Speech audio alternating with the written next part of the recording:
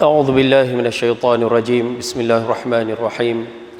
السلام عليكم ورحمة الله وبركاته. Kita mulakan pertemuan kita pada malam ini dengan Ummul Kitab Al-Fatihah.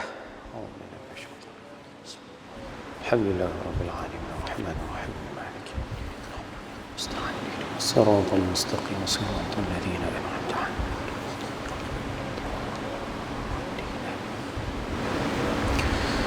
Bismillahirrahmanirrahim. Alhamdulillah wa kafa. Wassalatu wassalamu ala rasulina al-Mustafa wa ala alihi wa ashabihi wa ansarihi wa atba'ihi wa ahli millatihi wa man ihtada. Allahumma ij'al jam'ana hadha jam'an marhuma wa tafarruqana min ba'dihi tafarruqan ma'suma. Thumma amma ba'du.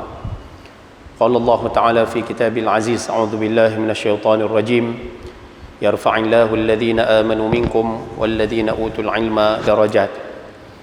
Allah Ta'ala mengangkat orang-orang yang beriman di kalangan kamu dan orang-orang yang diberikan ilmu dengan beberapa darjat. Sadaqallahul azim. Yang dihormati Al-Fadhil Tuan Haji Omar bin Hasan selaku pengurusi Masjid Al-Muhajirin Seberang Jaya, seluruh ahli jawatankuasa masjid, khususnya muslimin muslimat, ibu-ibu, ayah, adik-adik yang dirahmati Allah Ta'ala sekalian. Alhamdulillah, kita rafakkan sekali lagi kesyukuran pada Allah Subhanahu Wa Ta'ala. Malam ni malam yang ke-24 daripada bulan Rabiul Akhir 1443 Hijrah.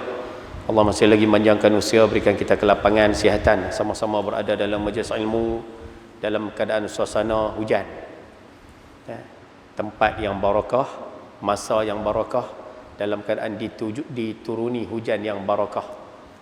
Jadi antara waktu yang doa mustajab, salah satunya adalah doa ketika mana hujan turun. Jadi kalau boleh ambil masa 30 saat, doalah dengan apa-apa doa. Mudah-mudahan doa kita tu dimustajabkan. Silakan.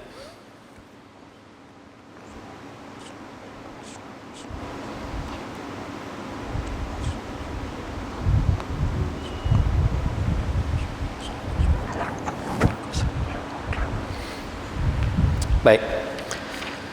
Malam ni insya-Allah kita sambung kembali perbincangan kitab kita, kitab 40 hadis pilihan susunan Ustaz Haji Abdullah bin Haji Abdul Wahab, wa nafa'ana bi 'ulumihi wa bi kitabihi fid dharain amin ya rabbal alamin.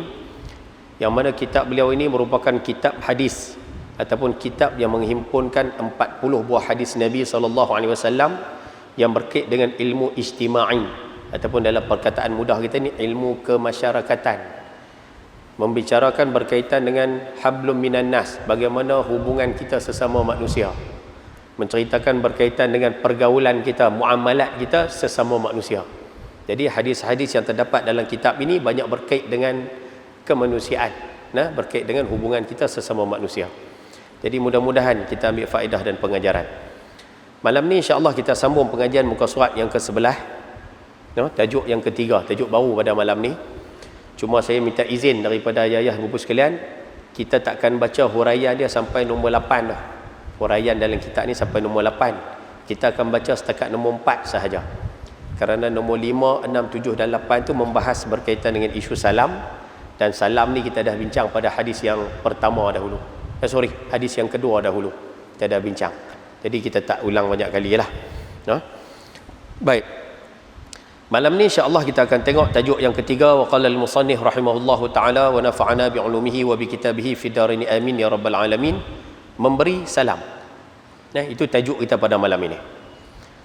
An Abi Hurairah radhiyallahu taala anhu qala Rasulullah sallallahu alaihi wasallam, walladhi nafsi biyadihi la tadkhuluna al-jannata hatta tu'minun wa la tu'minuna hatta tahabbu.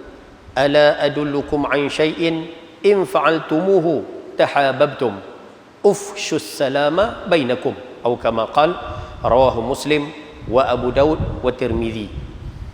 Boleh baca Tarmizi, boleh baca Tirmizi, boleh baca Turmuzi, boleh baca 3 lughat, maksudnya 3 wajah. Daripada Abi Hurairah radhiyallahu taala anhu, Rasulullah sallallahu alaihi wasallam bersabda, demi diriku di tangannya, kamu tidak akan masuk syurga sehinggalah kamu beriman. dan kamu tidak akan beriman sehingga kamu berkasih sayang. Ingatlah, aku tunjukkan kepada kamu satu perkara, jika kamu lakukan, nescaya kamu akan berkasih sayang, iaitu hendaklah kamu saling memberi salam sesama kamu. Hadis riwayat Imam Muslim, Imam Abu Daud dan Imam At-Tirmidzi. Baik, saya baca sekali lagi hadis ni. Minta maaf, baca makna hadis ini sekali lagi. Ada perkataan yang boleh buh makna sikit lah. Pasal ada perkataan yang agak mubaham ni tak apa clear makna, jadi buh makna sikit. Baik, Rasulullah SAW bersabda, demi diriku di tangannya. Atas perkataan tangan tu tulis itu kekuasaannya. Sehari duk terjemah Tuhan ada tangan pula, dia jadi satu pahaman merepek pula. Kan? Tangan tu maksudnya kekuasaannya. Kan? Buka dalam Lisanul Arab, kamus bahasa Arab antara yang paling besar sekali lah. Lisanul Arab. Rupanya perkataan tangan ni pun banyak makna. Salah satu dia kuasa. Nah, selesai. Demi diriku di tangannya, yakni di dalam kekuasaannya. Kamu tidak akan masuk syurga sehingga kamu beriman. Ya, beriman. Itu saya rasa tak ada masalah. Dan kamu tidak akan beriman. Hak tu buat catatan sikit. Atas perkataan tidak akan beriman itu, catat sikit, tulis itu tidak sempurna iman. Kalau tak ada iman langsung ni kepiak. Itu senang bahasa.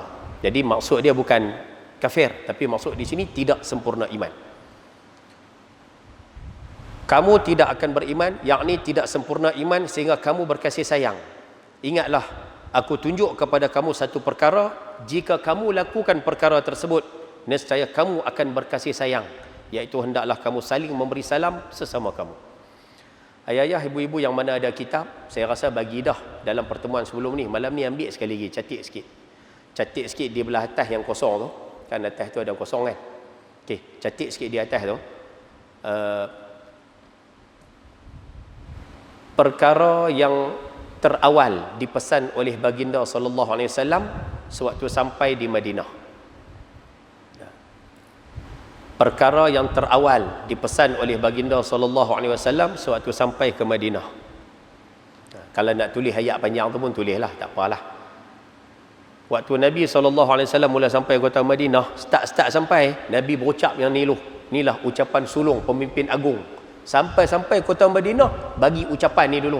Dan ucapan ni menyebabkan ada orang Yahudi masuk Islam. Sebab dia bahasa kampung kita macam ni lah. Sebab dia kagum. Selalunya pemimpin kalau baru naik, pemimpin kalau sampai satu tempat, selalunya dia akan minta, tuan-tuan sokonglah saya. Betul kan? Biasa tu. Tuan-tuan berilah kerjasama pada saya. Tuan-tuan, kita akan bersama-sama bergerak, bekerja dan selalunya itulah ucapan. Tapi Nabi SAW mula-mula sampai kota Madinah, baginda bagi satu ucapan yang tak memanfaatkan diri baginda pun. Tapi ucapan tersebut menyatukan umat Islam di Madinah. Apa yang Nabi berucap? Tak benar ya? Nabi sebut yang pertama, ufsyus salam, sebarkan salam. Sampai-sampai itu, ayuhan nas, wahai manusia, ufsyus salam, sebarkan salam. Wa at'imut ta'am, jamukan makan, ataupun dalam bahasa kita ni buat kenuri. Wa at'imut ta'am, jamukan makanan. Maksud dia buat jamuan makanan. Wa sallul arham, hubung silaturahim. 3. Bagi salam, suruh buat kenuri, jamuan makan, suruh hubung silaturahim. Yang keempat Nabi sebut wasallu bil laili wan nasu niyam, bangunlah sembahyang malam sewaktu orang lain sedang tidur.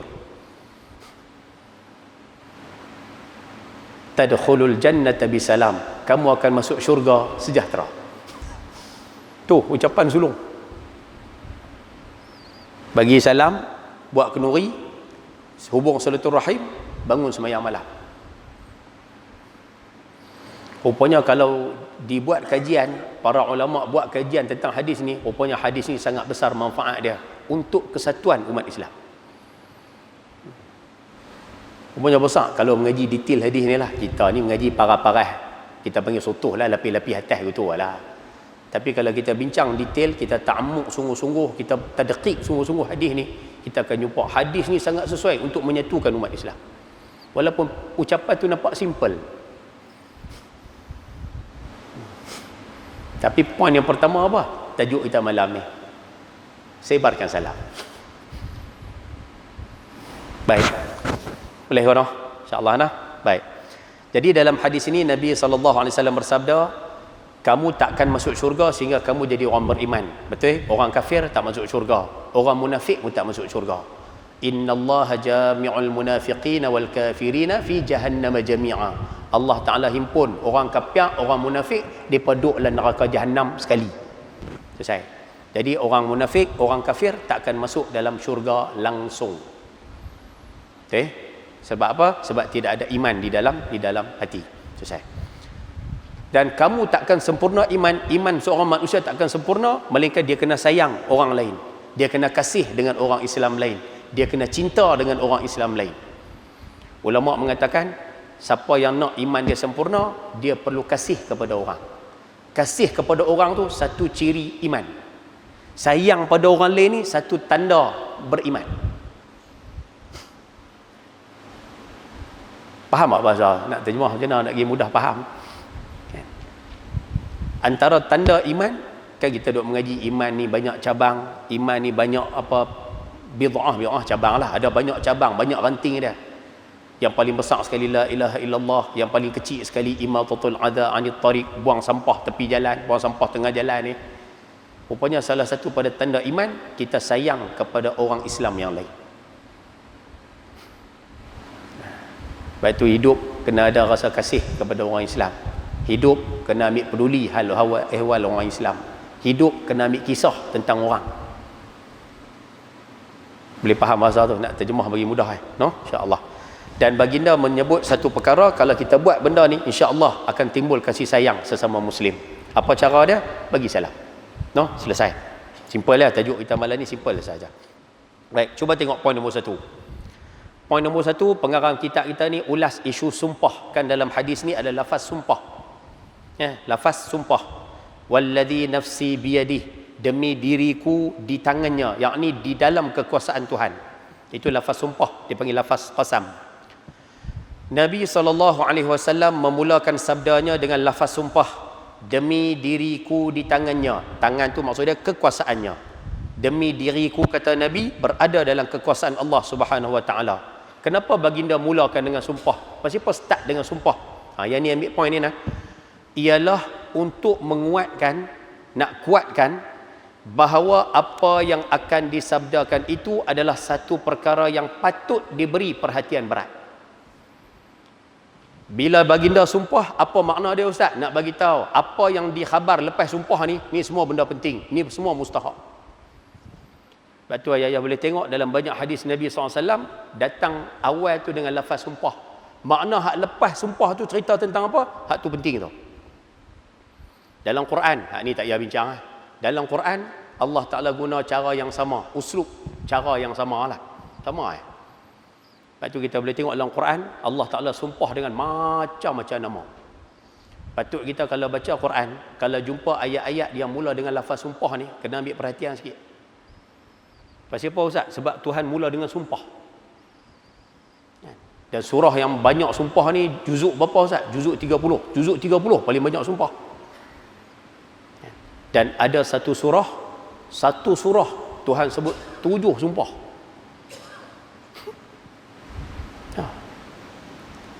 Allah Ta'ala sumpah banyak ke? Allah berlambak dalam Quran. Wal as, wal fajr, wal lail, wal syam. Berlambak Tuhan sumpah. Buka Quran boleh tengok yang ada terjemahan dia demi tu sumpah tu. Kalau terjemahan Melayu ni dia sebut demi. Sumpah tu. Dan surah yang paling banyak sekali sumpah surah apa ustaz? Surah Asy-Syams. Yang kita duk baca wasyamsi wadhuhaha. Dalam surah tu saja ada 7 sumpah. Tengoklah kita ringkas lah. Wasyamsi wadhuhaha, demi matahari. Ringkaslah hak terjemahan belakang tu, dan waktu duha ringkaslah, demi matahari.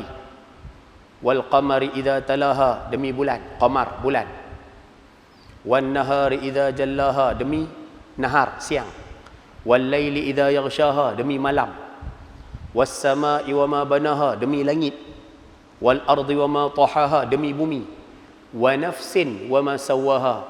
Wa nafsin ini kalau terjemah dalam kitab demi diri. Tapi almarhum Tuan Guru Abdul Aziz Ni'mat waktu bahas ayat ni, dia sebut perkataan nafs ni maksud dia Mana-mana makhluk yang ada jasad, ada roh. Jasad ada, roh ada, cantum dua-dua, itu dipanggil nafsun. Mana-mana makhluk ada jasad, ada badan, ada roh. Dua-dua ni kalau cantum dipanggil nafsun. Jadi kita manusia, elemen kita jasad, roh. Jadi kita juga disebut nafsun. Binatang ada jasad, ada roh, dipanggil nafsun. Tumbuhan ada roh tak? Tu tanya tutup guru, kata tutup guru kata tumbuhan pun ada roh dia, makna tumbuhan pun nafsun. Tuhan sumpah 7 benda. Lah kali Allah Taala nak bagi tahu apa Ustaz? Allah Taala nak sebut fa alhamaha fujuraha wa taqwaha. Aku bagi kepada manusia ini jalan jalan fujur, jalan nak jadi jahat, jalan taqwa pun aku bagi. Fa alhamaha fujuraha wa taqwaha. Aku ilhamkan pada manusia ni jalan nak jadi huduh, jalan nak jadi rosak pun ada, jalan nak jadi baik pun ada. Dua-dua Tuhan bagi. Pilih ya.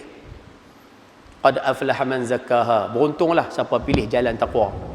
Wa qad khaba man dassaha. Rugilah siapa pilih jalan hak maksiat. Teruk. Masing-masing pilih ya. Orang kata arak nak dia ni bising. Apa arak? Contoh. Kan? Orang kata judi tak boleh, Islam tak bagi, Islam haram ke judi. Dok kalut bangkang. Masing-masing pilih jalan masing-masing. Itu contohlah. Nampak macam tak setuju contoh tu. Setuju kan? Betul ya? Allah Ta'ala sebut dalam Quran lama dah isu ni. Kalau kita pasal lah, kita orang Islam, saya serulah. Tambah malam ni ada rakaman pula. Kita seru. Semua orang Islam, apa-apa saja yang berkait dengan isu arak, isu judi, dan apa-apa yang diharamkan oleh agama, sama-samalah kita bantu, sokong, support. Tak kiralah siapa yang menyuarakan perkara tersebut. Sokong Sebab apa Ustaz? Allah Ta'ala sebut dalam Quran clear Allah Ta'ala sebut tentang pengharaman arak tu tak payah bincang lah. Hak tu memang clear. Pengharaman judi ni clear. Tapi Allah Ta'ala sebut dalam Quran, innama yuqi'a bainakumul adawata wal baghdha'a fil khamri wal maisir. Innama, hanya sanya, itu ada tu hasrin. Tuhan nak buat satu sakatan. Tuhan kata hak ni ya. Kalau hak ni tu apa? Yuqi'a bainakumul adawata. Tuhan kata yang kata arak ni, yang kata judi ni, hak dia kalau terlibat, dia kalau ada, dia kalau orang pakat duk buat, duk amalkan, dia akan jadi apa? Adawah, berkelahi, musuh. Macam mana pun dia akan jadi berkelahi ya. Dia tak jadi elok Ada aja menentang pula. Ada aja benda ni, dia akan jadi apa? Berkelahi ya. Adawah, berkelahi. Wal baghdha, dia kira nak marah Bila berlaku pergaduhan, dia kira nak berkelahi, dia kira nak marah, bermusuh. Tuhan sebut clear dah pun. Siap dengan innama depan tu. Ada tu hasrin. Nak buat satu sakatan. Tuhan nak bagi tahu, arak judi ni memang bagi berkelahi ya. Tak ada hal lain dah. Nak kata nak bagi untung tu ke, nak bagi kaya ke, nak bagi kesihatan baik ke, tak ada. Arak judi bagi berkelahi ya. Wal baghdha, bagi marah ya. Lepas tu orang minum arak, balik berkelahi dengan bini. Min judi, berkelahi dengan ahli keluarga, berkelahi dengan kawan-kawan, berkelahi dengan saudara mara. Tu wa yasuddakum an dzikrillah. Tuhan kata dia akan menjauhkan manusia daripada ingat Tuhan. Wa anis salah. Mana ada orang pergi main judi, pergi berzikir lu? Ada. Sambil naik motor pergi tekan nombor ekor, zikir lu? Ada? Tak ada. Semayang istikharah lu Ustaz, nak tengok nombor berapa naik? Ada? Tak ada. Dia menjauhkan manusia daripada ingat Tuhan. Wa anis salah, dan juga salat. Tuhan sebut, fahal antum muntahun. Pasal apa hampa tak mau tinggal? Senang terjemah. Pasal apa tak mau cegah, tak mau sekat? Benda bisik Tak no. Buat yang senyap nampak kaya. Betul kan? Nah, tu kata kenapa kalau dekat dengan Quran, dekat dengan agama, insya-Allah banyak benda masalah selesai. Banyak masalah selesai. No, insya-Allah. Balik pada tajuk lah, lari tajuk jauh dah tu. Poin kita nak sebut, mana-mana hadis, mana-mana ayat Quran kalau mula dengan sumpah, apa yang disebut lepas sumpah tu tolong ambil perhatian. Ambil perhatian sungguh-sungguh, sebab itu benda yang besar. Baik. Kekuasaan Allah yang menjadi tempat pergantungan sumpah itu tidak boleh digugat dan dicabar. Tu ya noh. Bila bersumpah pula dengan nama Allah, habis minta. Sebab itu kita ada orang Islam, kita sebagai hamba, kita tak dibenarkan bersumpah selain dengan nama Allah sahaja. Ingat nah, kita boleh sumpah wallahi wabillahi watallahi, yang tu aja. Lain boleh Ustaz, demi bulan, demi matahari, demi apa, kita tak boleh. Hanya Allah Ta'ala boleh bersumpah dengan sebarang makhluk, kita tak boleh. Boleh noh? Ini saya rasa faham kan noh? Kita boleh sumpah dengan yang tu aja Ustaz, yang tu sahaja. Cuma rahmat Allah kepada bangsa Melayu, rahmat Allah pada orang Nusantara, kita jarang mengamalkan sumpah ini dalam kehidupan kita. Kita tak biasa dengan sumpah, melainkan pada isu-isu tertentu. Main isu tertentu kita sumpah dengan nama Allah, tapi dalam kehidupan seharian kita jarang duk main. Sikit-sikit wallahi, sikit-sikit wallahi. Yang duk main wallahi banyak ni P. Ramlee Madu 3 kan. Abang cerai dah kan, sumpah wallah. Dia duk main buah tu lah. Tapi kita masyarakat Melayu kita kurang sikit. Kan? Masyarakat Arab sumpah dengan nama Allah ni biasa. Cakap wallahi, wallahi, padahal mohong, wallahi itu mohong. Arab. Kan? Dan Arab dia akan tambah lagi, wan nabi, tambah lagi. Dan yang ni sikitlah kongsi no. Kita diharamkan bersumpah dengan nama Tuhan lain daripada Allah Ta'ala. Tak boleh. Nabi sebut, man halafa ala millatin ghairal islami fahuwa kama qala. Siapa-siapa suka bersumpah dengan Tuhan agama lain. Dia duduk saya sumpah demi apa? Demi tokong sekian-sekian, demi apa? Dia sumpah dengan Tuhan agama lain, tokong agama lain. Fahuwa kama qala. Dia termasuk dalam kumpulan tu. Yang ni pun orang Melayu kita jangan buat. Tapi orang Arab ada yang sumpah demi Lata, demi Uzza. Tu tokong-tokong kan. Tu passion orang Arab. Boleh kan noh? Nak bahas tajuk sumpah sikit lah tu. No? Baik, selesai. Sambung. Sebab itulah apa yang disebut selepas lafaz sumpah ini adalah benar dan pasti berlaku. Apa yang Allah Ta'ala sebut lepas sumpah, apa yang baginda sebut lepas sumpah, dia pasti akan berlaku. Baik, selesai. Itu poin yang pertama. Poin yang kedua. Poin yang kedua ni syok. Ni ulas malam ni kita tak habis lah. Saya dia syok. Apa dia Ustaz?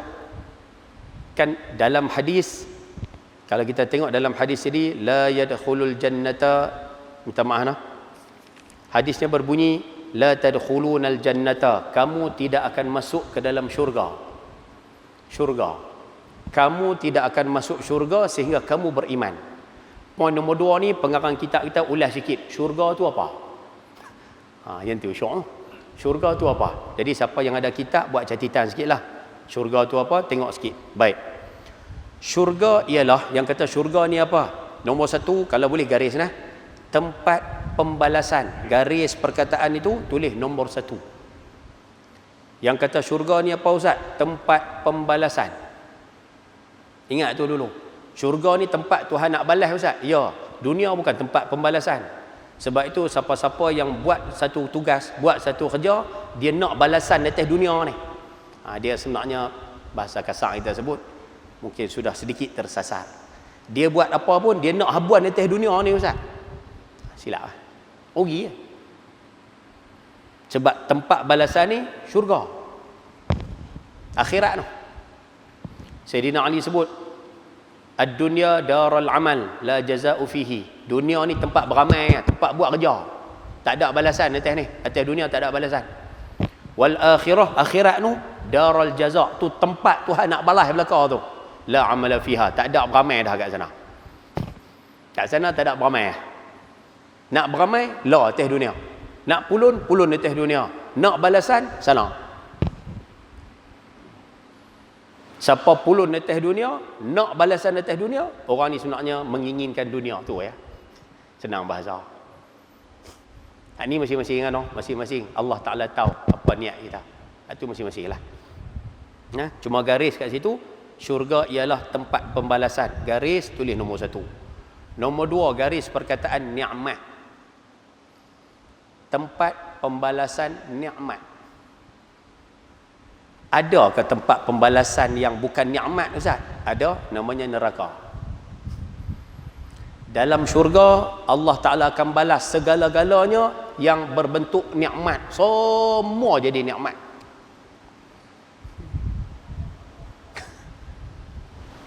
Ada orang tanya, seronok ke Ustaz duduk dalam syurga? Kita pergi Kuala Lumpur rumah anak, hari pertama seronok, hari kedua seronok, tapi kurang sikit dah. Hari ketiga Ustaz lagi tak seronok, mai hari kelima duduk gerak nak balik lah. Teringat Semarang Jaya.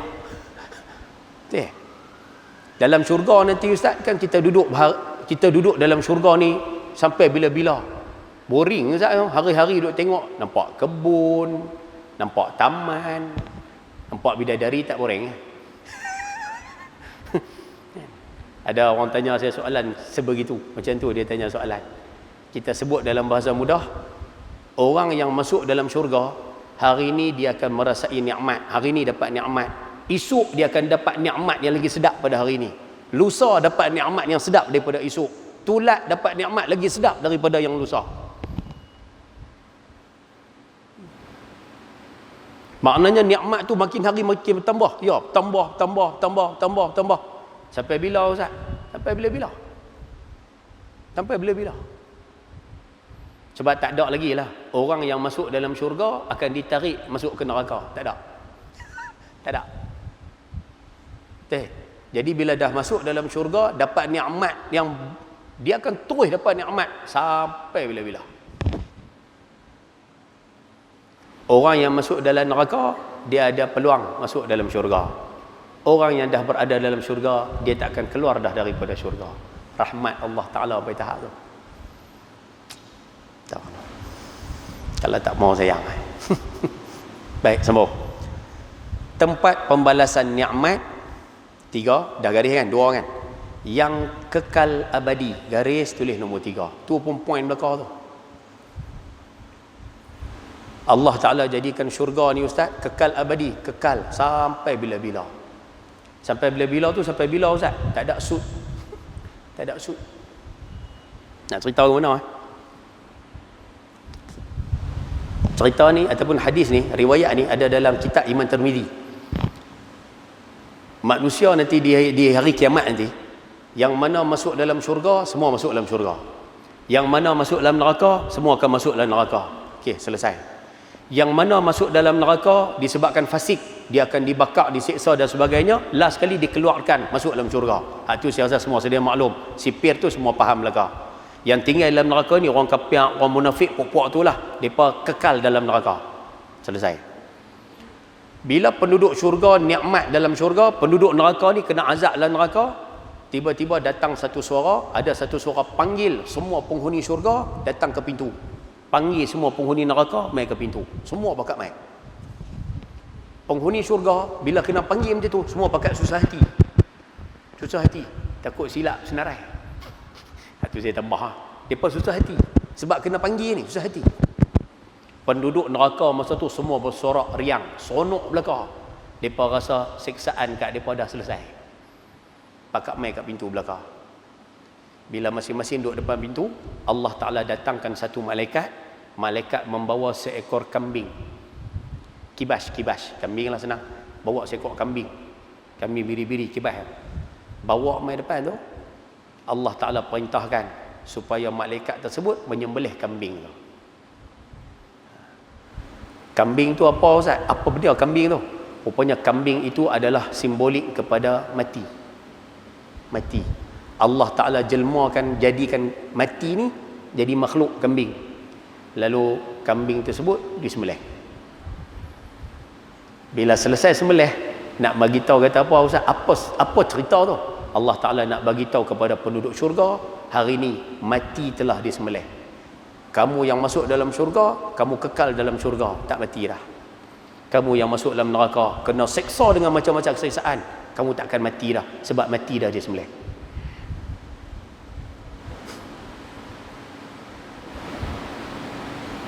Any question? Ada soalan? Tak senang no, tak senang. tahu no. Mudah-mudahan lah no, Allah Ta'ala bagi kita dapat masuk ke dalam syurga no. Mudah-mudahan. Tadi duk mengaji di Darul Hadis. Pagi tadi duk ngajak Darul Hadis. Imam Abu Darda ni saja kita ambil lah. Sayyidina Abu Darda sebut antara tanda jahil. Kalau lorak kampung kita ni, antara tanda orang ni bodoh. Senang bahasa. Antara tanda orang ni bodoh, dia sebut 3. Saya kongsi satu sudahlah. Kan nak kongsi 3-3. Kan? Antara tanda ni Sayyidina Abu Darda sebut ni, antara tanda orang ni bodoh. Dia bodoh orangnya. Kan? Nombor 1, kagum dengan diri sendiri.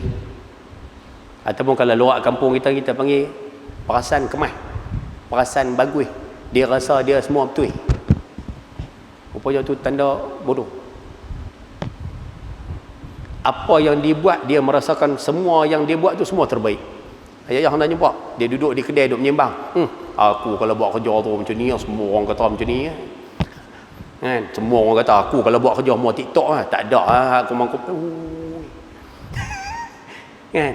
Kalau bahasa kita panggil apa? Sembang tak jatuh apa? Lebih kurang macam tu lah. Pergi balik. Dia rasa kagum dengan diri dia sendiri.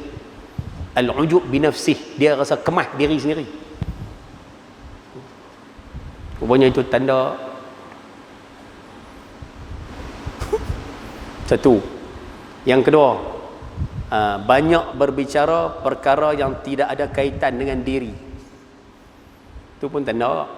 Dia banyak bicara benda-benda yang tak ada kaitan dengan kehidupan dunia dia, tak ada kaitan dengan hidup akhirat dia.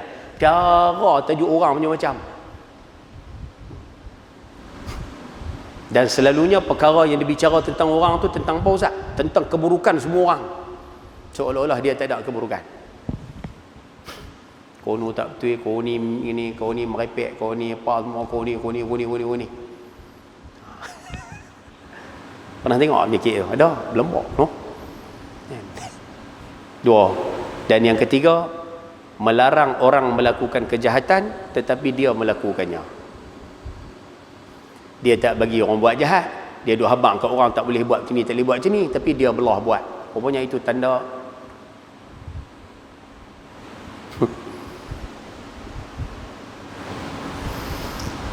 Baca kitab tu tadi tahu. Pakat-pakat beringat, sama-sama beringat. Boleh noh? InsyaAllah nah, pakat-pakat ambil 3. Baik, sambung balik. Syurga ialah tempat pembalasan nikmat yang kekal abadi, garis dah nombor 3, yang disediakan Allah bagi orang-orang mukmin. Garis perkataan orang-orang mukmin, tulis itu nombor 4. 1, 2, 3, 4 ya, nombor 4. Syurga ni untuk siapa Ustaz? Orang beriman ya. Orang kafir tak masuk. Kafir tak masuk. Memang tak masuk. Orang munafik Ustaz, munafik tak masuk. Luar Islam, dalam benci Islam, tak masuk. Sebab tu nak kena jadi orang beriman. Susah nak ulas tajuk ni. Nah. Macam mana nak ulas? Tak apa, tak ulas. Cuma nak sebut je tu je lah. Nah, orang-orang yang beriman. Ulas lagi masa tak mengizinkan. Habis tu. Nombor 5, sambung. Di akhirat, garis tulis itu nombor 5. Syurga ni Allah Ta'ala bagi bila Ustaz? Di hari akhirat. Atas dunia tak ada. Akhirat. Maknanya syurga ni ada di mana? Di akhirat. Selesai. Setelah upacara hisab dan mizan, garis tulis nombor 6. Syurga ni Allah Ta'ala balas bila? Lepas upacara hisab, kira habis belaka, mizan, timbang. Habis upacara hisab, habis upacara timbang, habis segala upacara tersebut, kita akan dimasukkan ke dalam syurga Allah Subhanahu Wa Ta'ala, insya-Allah. Saya mengajak satu makcik saja kongsi lah. Agak-agak makcik tu tak tengok kok ramai ni. Saya mengajak satu makcik, mengajak ramai lah, tapi ada satu makcik tu bagus. Dia mengaji tajuk ni, dia tanya satu soalan. Dia kata, Ustaz,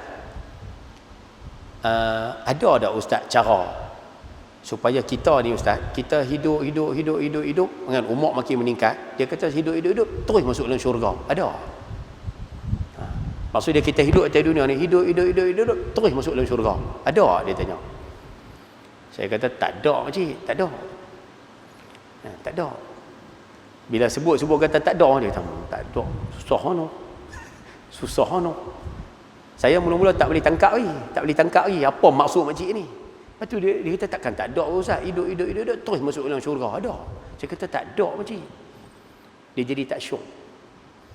Rupanya lepas dia balas tanya kali kedua tu, baru saya boleh tangkap apa maksud soalan dia tu.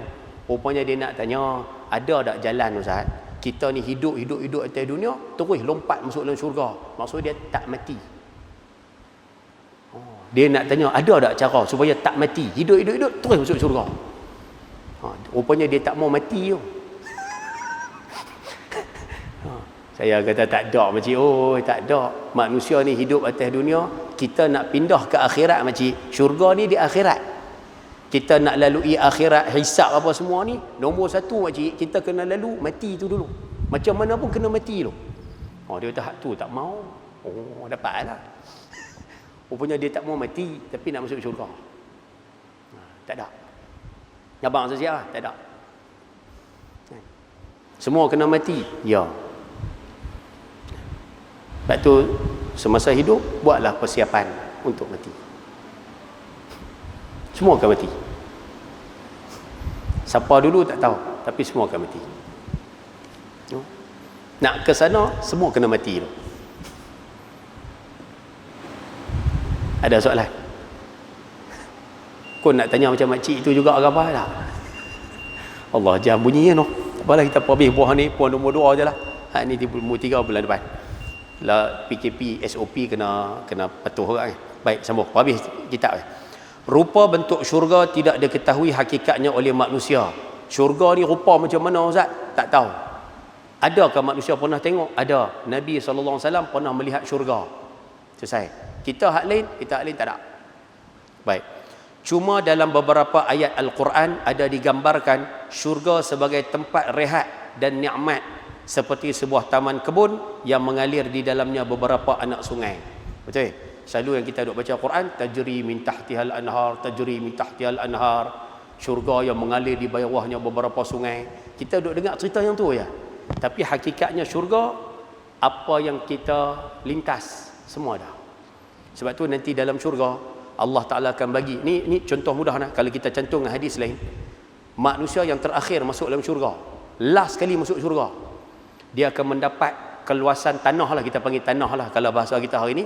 Dia akan dapat keluasan tanah seluas dunia ni dan sekali ganda. Lah bahasa mudah macam ni lah. Ayah cuba bayang, yang main mengaji malam ni cuba bayang. Kita kalau pi geran, kita pi pejabat tanah Semenanjung Tengah tu, kita buka geran dekat pejabat tanah tu, satu Semenanjung Jaya ni semua dengan Bandar Sangwi apa semua ni, semua nama kita seorang. Agak-agak kaya. Ni semua taman-taman ni dengan tuna, siakap, keli dah ni. Bawalah contoh kan. Apa saja taman ni ada ni. Sekali dengan TM Bagan, semua tanah ni nama kita seorang. Kaya. No? Satu Seberang Jaya nama kita. Kaya dengung kan. Cuba bayang kalau pi belah seberang tu pula, rupanya satu Pulau Pinang tu nama kita seorang ni. Lagi kaya tak kan? Cuba bayang kalau satu Malaysia ni nama kita seorang. Allah Ta'ala bagi luas, nak buat tu luas, tu pun luas Ustaz. Allah Ta'ala bagi kepada orang terakhir yang masuk dalam syurga keluasan dia satu dunia. Dan waktu tersebut apa yang kita nak bayangkan saja. Nak bayang, muak dah. Tak perlu bersusah-susah, tak perlu berpenat. Ada Allah tu kata tak dan buat persiapan soalnya hujan, tak dan nak cek. Para sahabat ditanya baginda SAW, tak silap saya, tanya syurga ni nak buat macam mana, nak isi dengan apa? Tak silap saya jawapan yang diberikan tamanna, berangan ya. Nak apa berangan ya? Ada. Bayang ya, ada. Tak noh. Tunggulah insya-Allah, mudah-mudahan kita bakal masuk ni. Insya-Allah. Baik, sambung. Kebun yang penuh dengan segala buah-buahan yang lazat. Buah-buah telah lah. Kan? Buah-buah syurga tak macam buah dunia. Jangan silap faham. Dan juga penghuni yang cantik jelita. Hak ni habis meta. Hak ni habis. Kita panggil bidadari. Allah Ta'ala jadikan bagi orang lelaki-lelaki, sikitlah kita ulas sikit. Allah Ta'ala jadikan dalam syurga nanti ada banyak bidadari. Ada orang tanya soalan, kenapa disediakan bidadari? Jawapan paling mudah. Yang main mengaji hari ni kita semua sama Kita orang lelaki-lelaki, Allah Ta'ala jadikan keinginan kita pada orang perempuan. Itu biasa. Zuina linnasi hubbus syahawati minan nisa. Kita ni Allah Ta'ala bagi nama kata orang lelaki ni, kita suka dekat perempuan. Itu biasa. Hatta kalau kita dah kahwin pun, kita akan suka juga perempuan lain pula. Ada dah perempuan, tapi kita suka lagi dengan perempuan yang lain. Sebab apa? Sebab kita suka apa yang ada pada orang perempuan tu. Betul tak? Ya. Kalau kata isteri kita mati pun, kita cepat-cepat nak kahwin lagi seorang. Pasal apa Ustaz? Pasal kita suka orang perempuan yang ada. Ya, bahasa mudahnya, kita suka apa yang ada kat orang perempuan lah. Itu senang bahasa.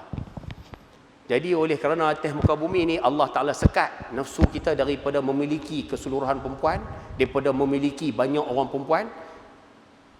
Dalam syurga Allah Ta'ala raikan, Allah Ta'ala bagi orang perempuan sebanyak-banyak anaknya, anak ambil lah. Nak apa? Habis tu Ustaz, orang perempuan Ustaz, isteri kami jadi apa Ustaz? Dalam syurga ada bidadari. Isteri kita atas muka bumi akan menjadi ketua bidadari. Yang tu biasa. Ketua bidadari. Jangan Ustaz. Segak kau Ustaz, bidadari. Allah. Ulah kita tak habis masa. Bayang-bayang ni ya. No? Ada satu kisah ringkas. Seorang pembesar kahwin dengan satu perempuan paling cantik dalam tempat dia. Paling cantik sekali. Satu ketika dia tidur atas paha isteri dia. Duduk atas paha bini, biasa baru nikah. Duduk manja-manja, terlelap. Dalam keadaan terlelap tu, Allah Ta'ala tunjukkan dalam mimpi dia tu, tunjukkan gambaran wajah bidadari. Bagi nampak muka bidadari. Adalah kisah panjang, ringkas kan. Bagi nampak bidadari. Dia celek-celek mata. Wajah bidadari itu hilang lah. Celek-celek mata, nampak muka isteri yang baru menikah tadi tu. Tengok-tengok muka bini, muntah tu kan. Wallahu alam macam mana punya segak sehingga bila tengok wajah isteri terus muntah. Sedangkan isterinya wanita yang paling segak yang baru dikahwini. Tahu no? Ayah-ayah dengar, wallahu alam, saya dengar ceramah lah dulu. Ada orang ulas Syekh Qutub. Kan Syekh Qutub kena gantung. Dalam memperjuangkan Islam kena gantung. Sehingga waktu beliau berada di tali gantung, kan lepas kena gantung tu didapati keluar air mani. Wallahu alam, ada dulu di Mesir dulu ada sahabat kita cerita kongsi perkara tersebut. Kalau saya silap saya mohon maaf lah. Tapi diceritakan ada keluar air mani. Ulama bahas, orang yang takwil cerita tersebut, yang ulas cerita tersebut mengatakan mungkin dua sebab. Sebab nombor satu, boleh jadi dia rasa lazat sangat gantung leher tu. Maksud dia dihukum gantung tu, dia rasa lazat sampai terkeluar air mani. Air mani ni keluar waktu sedap ya, waktu syahwat. Mungkin satu andaian dia rasa sedap sangat gantung sampai terkeluar air mani. Pandangan yang kedua mengatakan boleh jadi waktu dia digantung dia diberikan gambaran melihat bidadari syurga sehingga menyebabkan keluar air tersebut. Allah. Boleh mana? Insya-Allah noh, mudah-mudahan.